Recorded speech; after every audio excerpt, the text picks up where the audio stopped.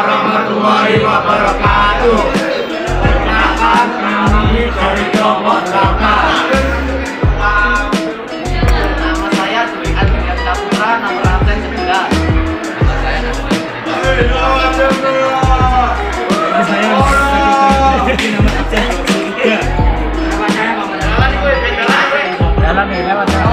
Rizky Purnama, nomor absen 6. Ciri-ciri morfologi lumut: memiliki akar rizoid, tidak punya berkas pembuluh, bertalus kecil, bermetagenesis, dominan gametofit, sebagian besar adalah Pterophyta.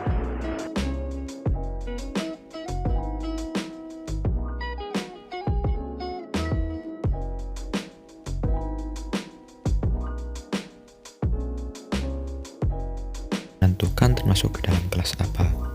Lumut yang saya temukan masuk dalam kelas lumut sejati atau Biropsida,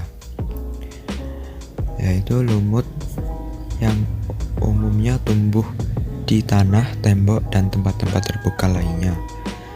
Lumut sejati memiliki batang yang tegak, bercabang, dan daun-daun yang berukuran kecil. Sekilas lumut ini tampak seperti rumput. Contoh lumut sejati adalah Polytrichum yang biasanya menempel pada batu bata, sphagnum yang hidup di rawa-rawa. Metagenesis lumut. Metagenesis tumbuhan lumut berlangsung antara fase gametofit atau haploid dan fase sporofit diploid. Di fase gametofit, tumbuhan lumut dominan dan mempunyai masa hidup yang panjang dibandingkan dengan lumut di fase sporofit. Tumbuhan lumut dalam fase gametofit berbentuk protonema, sedangkan pada fase sporofit berbentuk sporogonium. Metagenesis lumut dimulai dengan spora berkecambah saat jatuh di tempat yang sesuai dengan habitatnya, lalu tumbuh menjadi protonema atau protalium. Ada beberapa protonema yang sukses tumbuh besar, namun ada juga yang gagal tumbuh karena beberapa faktor. Di fase protonema, lumut muda, terdapat kuncup yang tumbuh berkembang hingga menjadi tumbuhan gametofit atau lumut dewasa. Di fase gametofit akan terbentuk alat kelamin jantan atau antheridium yang akan menghasilkan spermatozoid, dan alat kelamin betina atau archegonium yang akan menghasilkan ovum. Pembuahan ovum oleh spermatozoid nantinya akan menghasilkan zigot yang akan tumbuh menjadi embrio. Kemudian embrio ini akan tumbuh menjadi sporofit atau sporogonium. Selanjutnya, sporofit akan membentuk sporogonium yang memiliki spora. Spora inilah yang akan terkumpul dalam sporangium. Jika spora jatuh di daerah yang lembab dan sesuai dengan habitatnya, spora nantinya tumbuh menjadi protonema. Kemudian protonema akan berkembang menjadi tumbuhan lumut.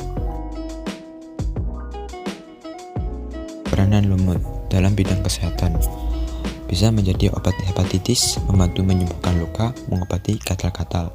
Di bidang lingkungan atau ekosistem, menyerap air dan mencegah banjir, menjaga ketersediaan air tanah, menghasilkan oksigen. Sebagai indikator daerah lembab. Di bidang industri, sebagai bahan pembalut atau pengganti kapas.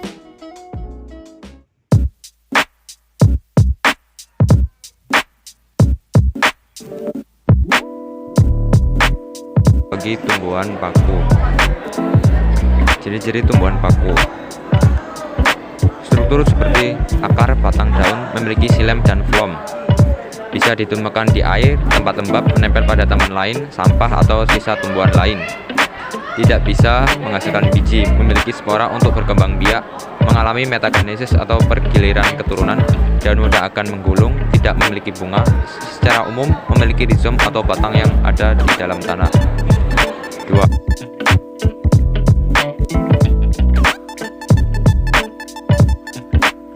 Kan termasuk ke dalam kelas apa? Tumbuhan paku dari kelas Lycopodidae juga disebut sebagai paku kawat karena bentuk morfologi batangnya menyerupai kawat. Morfologi daun tumbuhan paku jenis ini berukuran kecil, mirip sisik dan rambut. Daun tersebut tidak beraturan tetapi menyerupai bentuk spiral. Paku kawat juga memiliki sporangium yang keluar di bagian ketiak daun. Sporangium ini kemudian saling berkumpul hingga membentuk kerucut atau strobilus. Habitat hidup paku kawat umumnya adalah area darat dan populasinya masih bertahan hingga sekarang. Contoh tumbuhan paku dari kelas ini adalah Selaginella dan Lycopodium.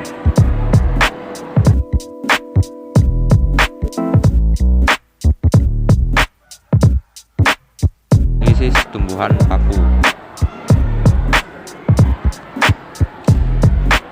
Metagenesis tumbuhan paku. Salah satu ciri makhluk hidup yakni bisa melakukan perkembangbiakan. Tumbuhan paku berkembang biak secara seksual atau vegetatif dengan menggunakan stolon yang dihasilkan oleh tunas. Tunas merupakan anakan yang ada di tulang daun atau kaki daun. Di dalam tunas adalah spora berada. Pergilan keturunan atau metagenesis tumbuhan paku terbagi atas homospora, heterospora, dan paku peralihan. Meskipun terbagi atas 3 jenis, namun ketiganya memiliki konsep yang sama, yakni ketika spora jatuh di tempat yang sesuai, maka spora akan berkembang menjadi protalium atau generasi yang bisa menghasilkan gamet. Dari generasi ini akan berubah bentuk menjadi antherium yang kemudian bisa menghasilkan spermatozoid dan archegonium yang nantinya akan menghasilkan ovum. Jika spermatozoid dan ovum bertemu, maka zigot bisa terbentuk. Zigot yang terus berkembang kemudian berubah menjadi tumbuhan paku. Tumbuhan paku yang sering ditemui dikenal sebagai generasi sporofit. Disebut saprofit karena tanaman tersebut akan membentuk sporangium, membentuk spora untuk perkembangbiakan selanjutnya.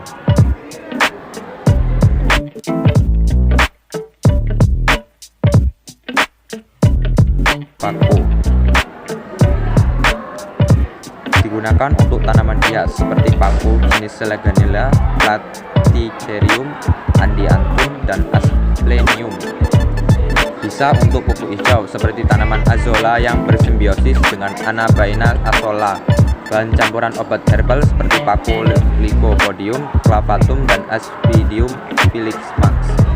Ada paku yang bisa dimanfaatkan untuk sayuran seperti pakis dan daun semanggi.